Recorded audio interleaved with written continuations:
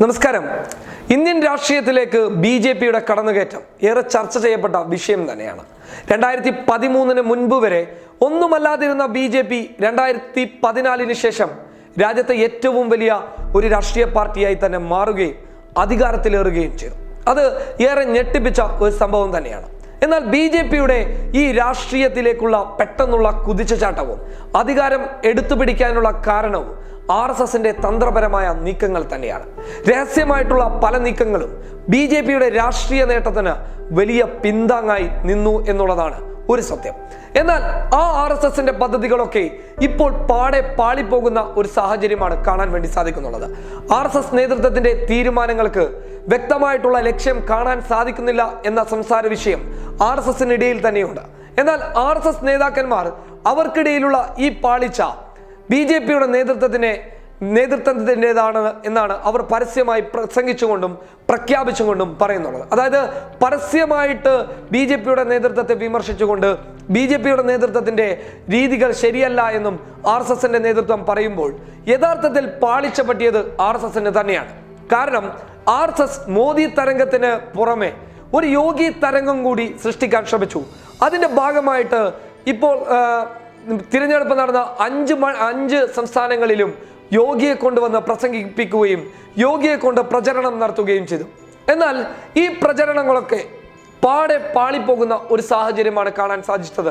അതായത് യോഗിയുടെ തീവ്ര നിലപാടുകൾ ഇന്ത്യൻ ജനത അംഗീകരിക്കുന്നില്ല, അല്ലെങ്കിൽ യഥാർത്ഥ ഹൈന്ദവ വിശ്വാസികൾ, വിശ്വാസം മനസ്സിലുള്ള യഥാർത്ഥ വിശ്വാസികൾ ഈ കാര്യങ്ങളെയൊന്നും മുൻകൈയിലെടുക്കാതെ യോഗിയുടെ തീരുമാനങ്ങൾക്ക് ശക്തമായിട്ടുള്ള തിരിച്ചടി നൽകിയത് കോൺഗ്രസിന് വോട്ട് നൽകിക്കൊണ്ടാണ്. അതായത് യോഗിയുടെ നീക്കുപോക്കുകളൊക്കെ കൃത്യമായി പറഞ്ഞു കഴിഞ്ഞാൽ ഹൈന്ദവർക്കിടയിൽ തന്നെ വലിയ രീതിയിലുള്ള ഒരു വിള്ളലുണ്ടാക്കുന്നു എന്ന ഒരു തോന്നലും കടന്നു വന്നു. അതായത് ദളിതന്മാർക്ക് നേരെയുള്ള കടന്നുകയറ്റം, ദളിതന്മാർക്ക് നേരെയുള്ള ആക്രമണങ്ങൾ, മുസ്ലിം സമുദായത്തിന് നേരെയുള്ള ആക്രമണങ്ങൾ, ഇതൊക്കെ കണക്കിലെടുത്ത് പൊതുജനം യോഗി ആദിത്യനാഥിനെ വീക്ഷിക്കുന്നു, യോഗി ആദിത്യനാഥിന്റെ തീരുമാനങ്ങളെ വീക്ഷിക്കുന്നു. അതൊക്കെ മനസ്സിലാക്കി യോഗി പങ്കെടുത്ത മണ്ഡലങ്ങളിലൊക്കെ ഈ തിരഞ്ഞെടുപ്പിൽ യോഗിയുടെ പ്രചരണമാണ് ബി.ജെ.പിയുടെ വിജയത്തിന് കാരണമെന്ന ഒരു കണക്കുകൂട്ടലും കൂടി കടന്നു വന്നാൽ അത് വലിയ രീതിയിലുള്ള തീവ്ര ഹിന്ദുത്വ സമീപനം ഉടലെടുക്കാനുള്ള സാഹചര്യം ഉണ്ടാക്കും.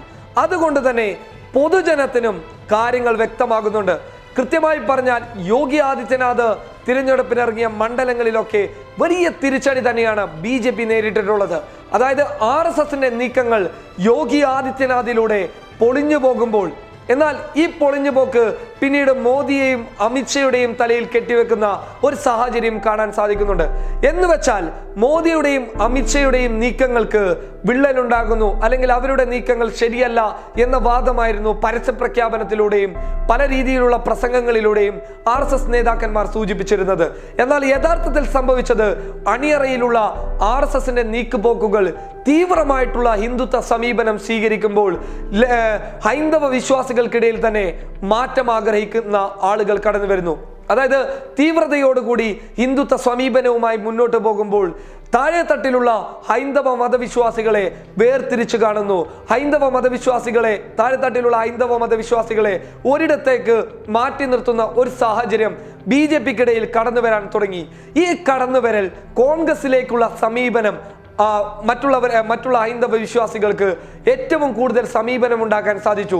പിന്നീട് അവർ കൃത്യമായി മനസ്സിലാക്കി RSSന്റെ ഈ പോക്കാണ് മുൻപോട്ടുള്ള പോക്കെങ്കിൽ കൃത്യമായി പറഞ്ഞു കഴിഞ്ഞാൽ താഴെത്തട്ടിലുള്ള, അല്ലെങ്കിൽ ജാതി വ്യവസ്ഥയുടെ അടിസ്ഥാനത്തിൽ താഴെത്തട്ടിൽ നിൽക്കുന്ന ഹൈന്ദവ മതവിശ്വാസികളൊക്കെ താഴെത്തട്ടിൽ തന്നെ നിൽക്കും, അവരെ ഒറ്റപ്പെടുത്തുമെന്നുള്ള ഒരു ചിന്താഗതി കടന്നു വന്നപ്പോൾ RSS അല്ല ഞങ്ങൾക്ക് വേണ്ടത്, കോൺഗ്രസോ അല്ലെങ്കിൽ മറ്റുള്ള പ്രതിപക്ഷ പാർട്ടികൾ ഏതുമായാലും അവർക്ക് വോട്ട് നൽകുക എന്നുള്ള ഒരു ചിന്ത കടന്നു വന്നു. കാരണം യോഗിയുടെ പല നീക്കങ്ങൾ തന്നെയാണ് ഇതിന്റെ അടിസ്ഥാന ഘടകം.